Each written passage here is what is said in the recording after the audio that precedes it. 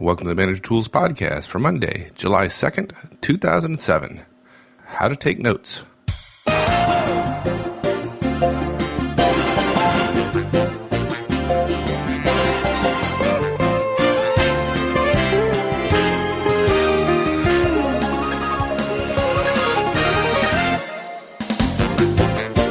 Hello everyone, this is Mike and welcome back to Manager Tools.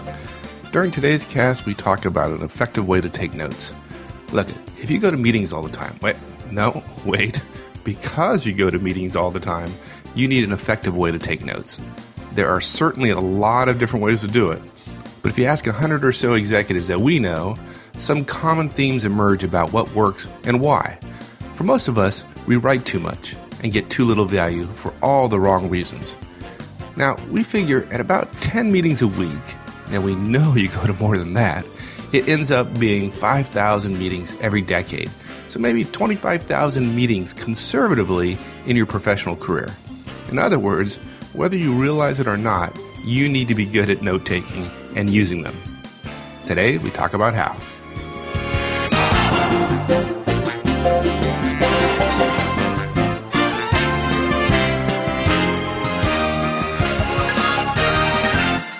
There are going to be some people who don't like this podcast.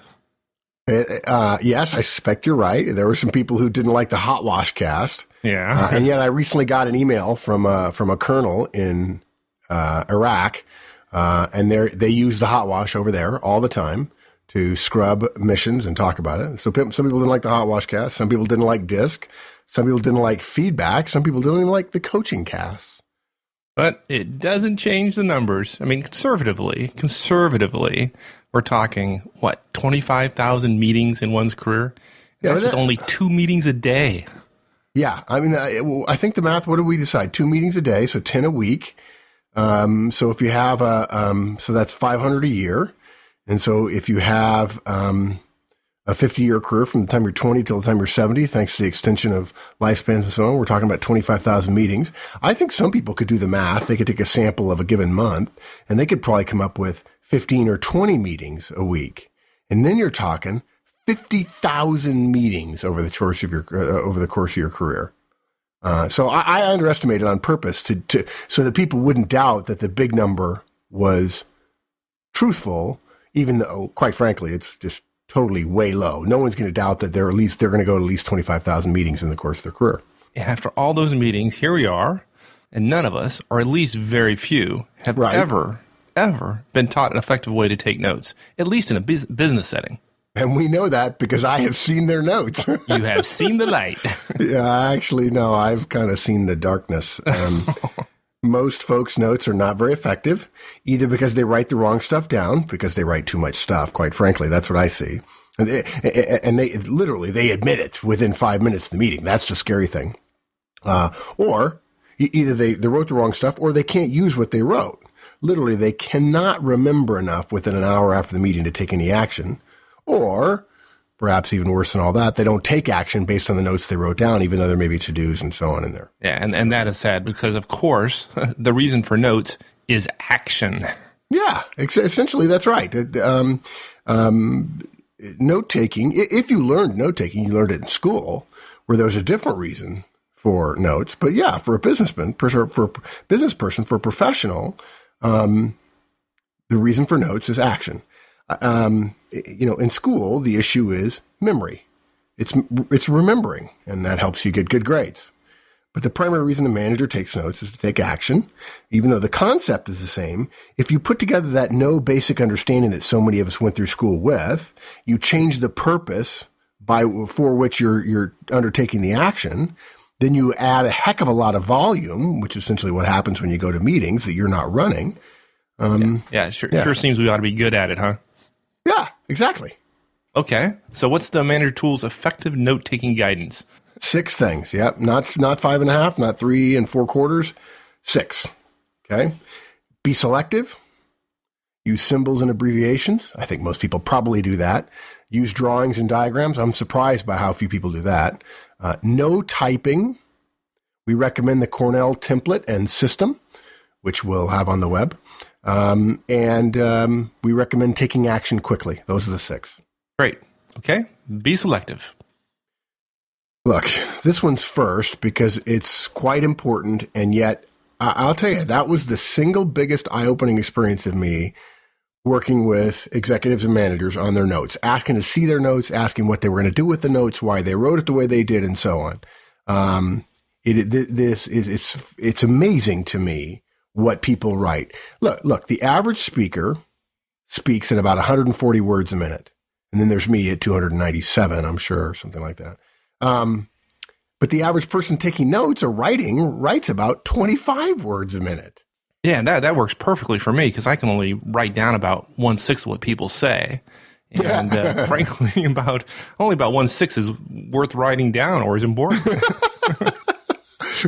Yeah, I can. Okay, perfect. Cast over. Write down every 6th word and you'll be fine. Yeah, just kidding, of course. Yeah, but look, in all humor, there's truth. The problem is that too many people, and particularly high Cs and more junior employees, not implying that high Cs are junior at all. We wouldn't say that now, would we, partner? High C that you are? No, we wouldn't say that. They just try to write down too much. I think for more junior employees, it comes down to lecture note taking, where you're just trying to capture a lot and then later distill it. Look, you can't write it all down. And in most business meetings, you don't want to. You don't even want to be close to writing it all down. So you got to be selective. And you have to decide what to write down. You basically have to choose. Now, different meetings call on you to choose different things at different times. But basically, our recommendation for what to write down boils down to the variant of our project management principle. Who, what, and when. If you hear about someone doing something or owning something, if you hear a deadline, or if you hear about actions being taken by you or by anybody else, those are key points to write down. Okay? When I was in school, I took lecture notes. And in one class, it was a lecture. It was basically 55 minutes of lecture. I wrote down nearly every word the professor said. I wrote down very fast, and I ended up developing my own shorthand with lots of words. Like if I had to write down Napoleon, I wrote down in with a circle around it. And I actually had some guidance on how to take notes fast. And then for every test, I just rewrote my notes very neatly, which is to say very slowly. This is a pretty standard note-taking technique. Rewriting something causes you to have to reread something multiple times in order to write it. And I aced the course. I did very, very well. It was just literally regurgitation. But courses in school are about memory and work is about action. You can't take action on everything in every meeting. So therefore you don't take down everything in every meeting. We've got to write less. So therefore, we recommend who, what, and when, or the Horstman's law of project management, which who is going to do what by when. Yeah, and there's another point here I think that's worth mentioning around being selective. Now, we talk to a lot of executives, Mark, who note that younger employees are often taking just voluminous notes. Yeah, scribble. Yes, right, and they're spending a lot of time writing. Mm-hmm. Which means that they miss a big part of what's going on in the meeting itself. Yeah, exactly. You don't get to make eye contact with a boss. You don't pick up on the speaker's cues. You're not tuned in. You're not participating in the meeting. Right. So yes. This is made a great deal worse by the use of individual copies of PowerPoint that are often handed out at the beginning of the meeting. So the folks are not only writing lots of notes, they're looking down at their own copy of their presentation. So again, right. They miss out on all those political and personal interplays in meetings. Yeah. Frankly, the executives we talk to get the sense that folks are either reading ahead or just turning out a big part of the meeting. They're not, of course, but that's the impression they give. That's the impression. And in the minds of the executive, an executive assumes that's what you're doing. Guess what? When it comes time for your review, that's what you were doing. Yeah, exactly. That's what you're going to consume in the review. Yeah. And a lot of if they project the slides, for example, you can watch both the speaker, and the slides while you're, having your heads up. So if that's the case, we recommend you do that. You may not be able to write down as much, but you'll learn just as much. And that's the point, because you're probably writing too much already. Yeah, I find when I go to meetings and they hand me a copy of the slides, people often try to hand me a copy of slides that people are presenting. And if I know they're going to present them or project the slides, I don't need the slides. The slides are good, although I find that I remember much better if I don't have slides, because if I look at the slides, now, look, we're not saying don't use slides. We're not saying don't use PowerPoint. This is not a cast about PowerPoint. But what I find is if I have a PowerPoint, then passively I accept those as my notes. The problem is because I'm not writing notes, I tend to remember less. I think of the slides as notes, but I didn't write them, so I didn't reinforce them, so I remember less. So when people offer me slides, I often turn them down. I think sometimes they think I'm in the meeting and I already know what the slides are. Not true at all. I don't know the slides necessarily. In some cases I do, but in a lot of cases, the majority of cases I don't. The reason is I want to take notes. And when I take notes, I don't want to be looking down at my slides, because if the slides are being projected, I can look right up there and write them in my own little notepad. So yeah, I see a lot of people looking down at their slides, and a meeting, a bringing together of people with everyone sitting and having an individual experience makes no sense at all. It's a waste of corporate resources. I think this is in part due to fear. People don't want to engage because they fear being wrong. They don't mind being wrong in the privacy of their own home, but being wrong in front of their peers is a different story. I think it's also a function of video games, TV, the individual experience you have with TV, the individual experience you have with a video game, and to selfishness, that people don't want to interact with other people for whatever reason. And I think in general, it's ineffective. And the more you're taking notes, the less you're engaging, and meetings exist to allow you to engage, take less notes, and take smarter ones. Focus on who is going to do what by when. We're not saying that's the only solution. It depends on your job. It depends on the meetings. It depends on the team of people you have and the kind of work you're doing. Nevertheless, who's going to do what by when, and write less. Yeah, well, I'm glad you mentioned video games, because I think there's some solutions to that on the horizon. I think, the interactivity of things like Second Life are going to help solve that problem. Are we going to talk about Second Life? No, we'll save that for another cast, but we ought to. Yeah. Okay. Next one. Use symbols and abbreviations. Yeah, this is actually sort of two different recommendations. We've lumped them together so we didn't have 7 steps, but let's tackle abbreviation first. And this is fairly commonplace. Yeah, many of you are probably patting yourself on the back and said, hey, I do that. I use abbreviations. That's good. We do think a lot of people know this and are using them. It's good because people who say they feel good about their note taking and then pass tests that they score high on retention, use lots of abbreviation. And I had somebody tell me once, well, I don't use abbreviations because somebody else may not be able to read my notes. Let me just make this clear, folks. Nobody else ever needs to read your notes. Somebody once said, well, HR may want to read them at some other point. Well, so HR may want to do a lot, or my boss may want to do a lot, but he can't or she can't.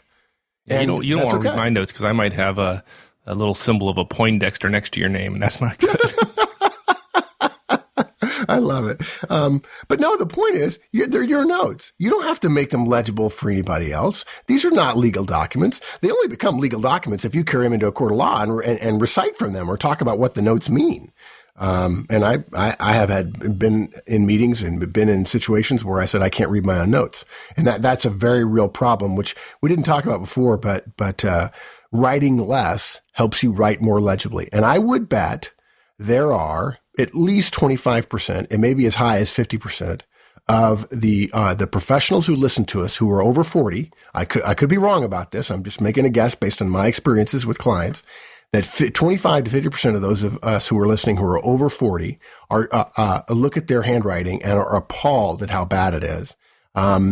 That includes those of us who are in the technical spaces who very likely had a drafting class and learned how to do block lettering. And when it's done well, it looks fabulous. And yet we are appalled that we can't read our own writing when we write real fast. So abbreviations are a way to speed things up and write less. And that's good because it's much more likely to be legible. And it's a lot more fun too. So yeah. There is one thing though. The one caveat to the rule about nobody else having to read it is your admin may need to be able to read it or know how to decipher your notes. But that's not a reason not to use abbreviations or symbols. It just means you may have to explain them every once in a while, or in the first couple of times, you may have to teach him or her what the notes or the symbols mean. Yeah, you're not going to use different symbols all the time. You're going to come up with a set of a dozen, and you use them 95% of the time. And every once in a while, you sit down with your admin and explain the others. It's pretty straightforward. Yeah, and he'll come in and say, "What does this mean?" And you'll say, "Oh, that means Smith, who was in the meeting briefing." Okay, I've got it. All right. Now, the other thing is symbols. Executives whose notes allow them to recall well, who can look at their notes and says it means this and this and this and this and this, use symbols extensively. And again, when you see symbols, you see them using them around actions and about people and about deadlines, who's going to do what, by when. Okay. We recommend you use a standard symbol for people. For key people, maybe Ozan is an A circled and Horstman is an H circled. What does that mean? What? Oh, that's my last name. Okay, never mind. Yeah, Ozan A. Yeah, I mean, maybe you're an A student. That's why you're the Poindexter. You're an A student. I got an H. It's not even an F. I didn't even score an F. I got an H. Okay. For me, if I put a cloud-like shape around something, that means a deliverable for me, a to-do for me. And the reason I do that, I don't recommend it for anybody else, because I have a very angular style of taking notes. I use block printing when I'm writing slowly enough so that anybody else can read it. And so a cloud stands out very quickly in all of my notes. The only time I ever use a cloud is when it's an action for me. I can go back through notes from months ago and find all the actions that I was supposed to do, some of which I did and some of which I didn't. But that cloud means something. A box for me around something means a delegation. Usually I can tell if it's a task, I can tell who I'm going to delegate it to just by the type of task, but sometimes not, and I have to put initials by it or something like that. I've seen lots of people, I'd say 30 to 50% of the executives or managers I asked about their note-taking thing use a little square box with either an X or a check in it for a to-do, whether it was their to-do or something they were going to delegate. Look, it doesn't matter what you use. We're just trying to help you save time by writing less during and save time by seeing what's important easily after. That's all. Yeah. Okay. Excellent. Drawing and diagrams are next. Yeah. This is perhaps something I thought I was unique on, and I was absolutely not unique in any way, shape, or form. Managers whose note-taking systems are rated as very effective, who are able to recall, able to read their notes, able to understand connections, able to talk about timing in the meeting and who said what and subtleties and so on. And there's a way to test this. Are those whose note-taking systems that are rated as effective are the ones who use lots of drawings and diagrams. The note-taking system I mentioned in the class that I used above, and one that's taught many places, is inefficient at work, because it's simply about remembering what was said and not about what actions are supposed to be taken. It's obvious. It's implied when you're taking notes in class what the notes are for you to remember them and regurgitate them. At work, notes are designed to cause action, and there can be many different types of actions from a similar phrasing or a similar set of situations. Okay? High retention notes have pictures in them for a simple reason. Your brain does not store words in lines on a page. It makes associations, it makes connections, it relates things to one another, and it gets emotion involved, like it or not. Okay. Pictures work for helping you remember enough to take action. Stars and lines and arrows and charts and circles and causal flow charts are all easier to write down, easier to remember, and easier to use later. And that really sums up the key to note-taking. Ease of capture, ease of memory, and then ease of action. Yeah, it's right. You know what? You're right. Capture, memory, action. And drawings, right? Drawing something, using a chart or something, hit a stand-up triple, because they get all three. My favorite play in baseball, the triple. It's always dramatic. It's always good unless it's a Yankee triple. Yeah, and I used to live in New York. But you grew up in San Francisco, right? You're a Giants fan. Of course. Yeah, I hate you and Yankee fans too. I hate you, Juan Marichal. I mean, really, how many people remember Juan Marichal when they can remember Sandy Koufax and Don Drysdale and Kirk Gibson for that matter? I remember when Billy Buckner was just a great guy who every fan in America loved him. because he played for the Dodgers, and everybody loves the Dodgers. And then he moved to Boston, and they treated him badly. I grew up loving him, and I still do. Billy Bucks, you rock. Wherever you are, you rock. Whatever. How did we get on baseball? I don't know. Thing. I was wondering the same thing myself, though, actually. The only thing most people know about triples is Willie Mays gloves is where triples go to die, which was stolen for the movie Field of Dreams. But triples truly are one of the most dramatic plays in baseball. They're rare and they're fun. Yeah, and that's a great segue into our next point. No typing. Yeah, it's natural. I intended that in the show notes. Exactly. Yeah. No typing. I mean, I love that in meetings because I hated it when it happened. It killed meetings. Yeah, people would come in and you'd see everybody bring their laptop, right? Yeah. I'll tell you what. They used to. I mean, there was a time period, a couple of years when that happened, but then the culture kind of corrected itself, and that became much less acceptable. Yeah, I'll tell you what, though. I think that was the culture where you are. I think if you go out to California, you go to a lot of high-tech companies, I think a lot of the younger people and I think a lot of the techie executives are doing it. And I don't believe it at all. And the vast majority of executives I work with, the vast majority of managers would just raise their eyebrows if some new person came in and said, "This is how I take notes." And the response would be, "Welcome to our world. We're not going to adopt your culture. You're going to adopt ours." The whole flipping part of meetings is to connect with people, to share information. Right. Okay. Yeah. But actually what I want to do is I want to do email, and I can't do email if I don't have my laptop. Yeah. I would love to catch one of my directs doing email in one of my meetings. Look, if I'm the boss and one of my directs does his email in my meeting, there's a reason why it's my meeting, because your laptop is going to stay on your desk, or it's going to become my laptop because you're not going to work here anymore. I'm kidding. And speaking of laptops, what about typing? Yeah, good. Thank you. Thank you. There are 4 reasons why we don't recommend typing. First, typing, again, creates words in a linear fashion. It may allow ease of capture, but it does not allow ease of memory, or doesn't allow ease of action. It is the least rich way to remember the kind of stuff that happens in meetings today. Okay. Second, it causes you to focus on your keyboard, just like taking too many notes does when you're writing furiously, scribble, scribble, scribble. And it really does it in a lot worse way, because you have to think about typing as opposed to writing, which most people are much better at and much faster at, quite frankly, even though people complain that they're not. Third, it implies you may be doing something else. Now, let me just say something about that here. Maybe you think it makes you look cool or techie or busy or too important somewhere else to be fully engaged in my meeting. Well, folks, in most executive meetings I know, what it really screams is low-level person engages in stupid behaviors, putting personal efficiency and technical prowess above team effectiveness, who thinks tech is the way to get ahead, ignoring the boss is a way to get ahead, acting as if something else you might do is more important than the boss. Not in my meeting, folks. Not in the executive meetings I know. This ain't Star Trek. You ain't Data. But the boss is still the captain, and you better be on board, because it is lonely out there in outer space. Bang. Yeah. And look, and there are many of you that are saying, "Oh, Mark's on a soapbox again." I've seen too many young people come into a meeting.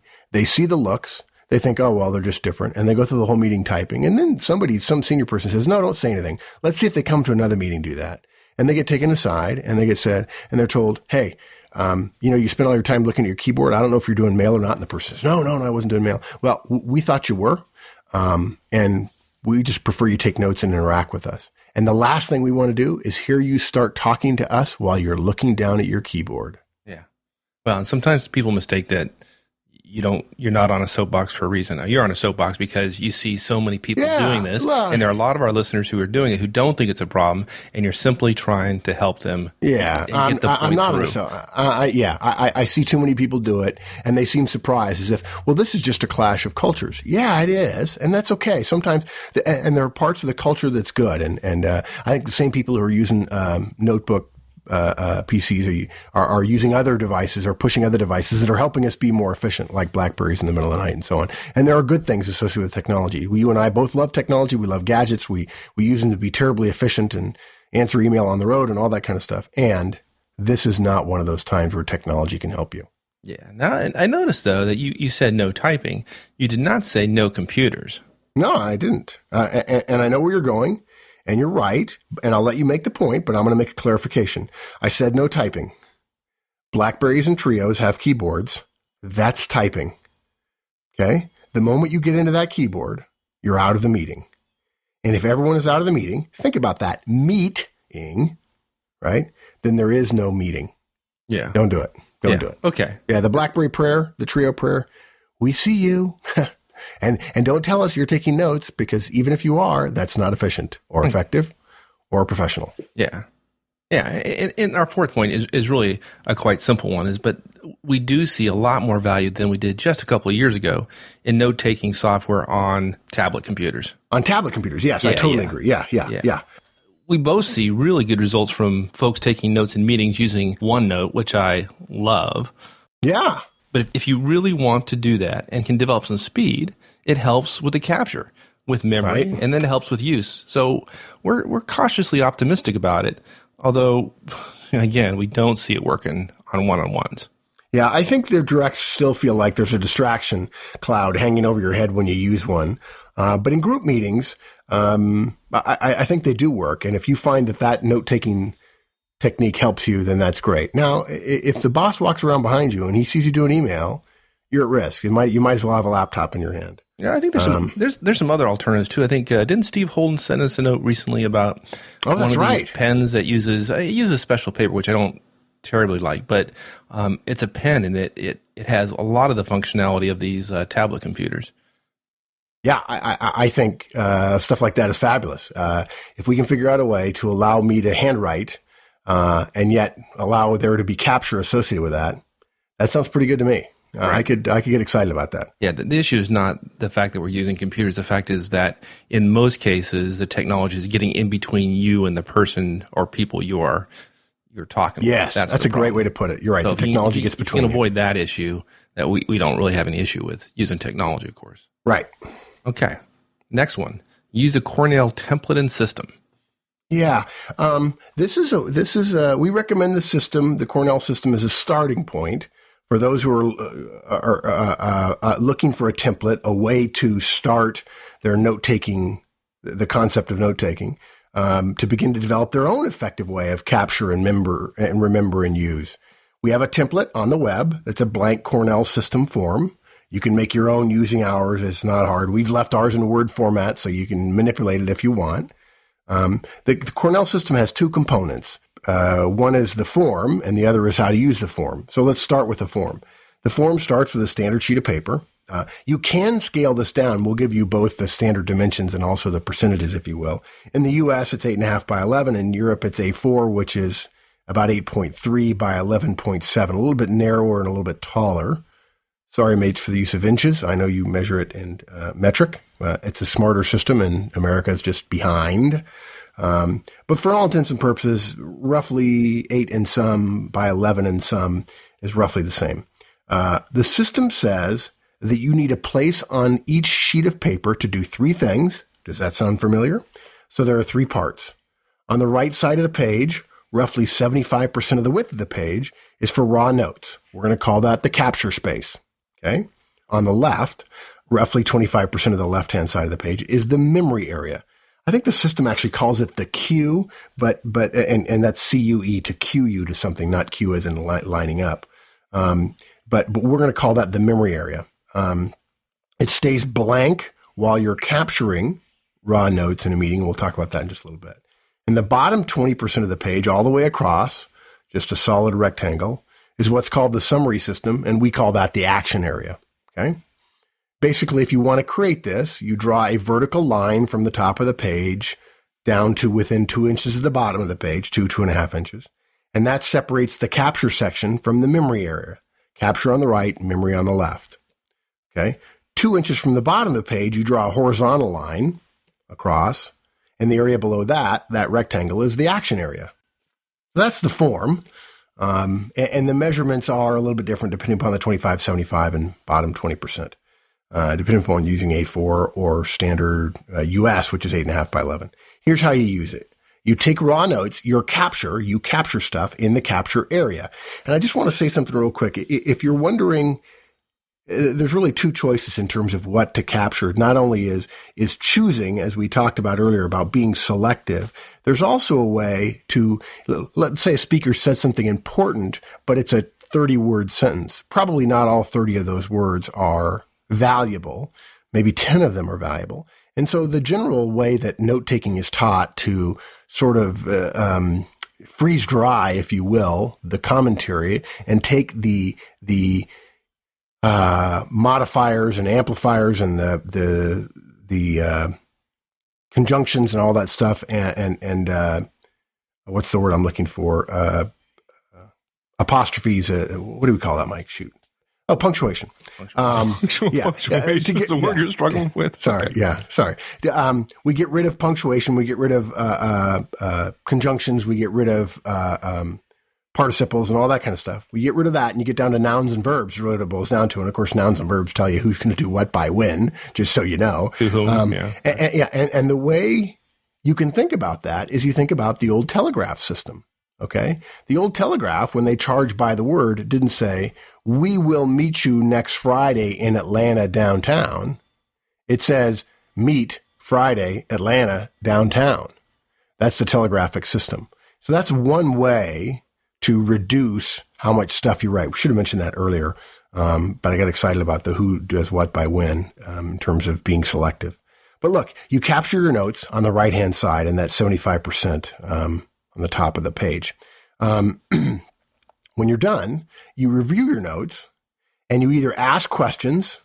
In other words, you review the notes and you abstract out from the notes questions that then point toward the notes, and you write those questions in the left-hand side in the memory area, or what the system calls the queue area. I also see it a little differently. I've seen a lot of people, they don't write questions so much as they write headings with arrows pointing to key points. Sometimes the key points are right on top of one another. Sometimes they're evenly spaced. So it's not just purely an outline. It's a weighted outline based on what you think is really important in the meeting. Okay. You're basically providing organization visually and memory-wise to what you wrote. Once you've done that, at the bottom, after the meeting's over, you summarize your notes by writing down what actions you're going to take.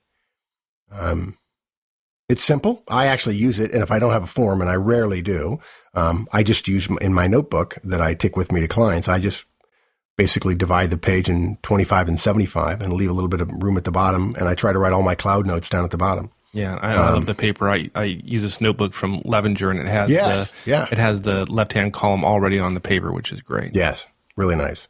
And that Levenger paper, you really like it. It's really high quality. I love it. Yeah. It takes a pen really well. As much as we write, it seems kind of sad to be writing on really, really cheap bleached white copy paper. Writing on nice paper every once in a while is a nice reminder that the world is a very rich place indeed. So look, you basically capture your key stuff, capture your notes.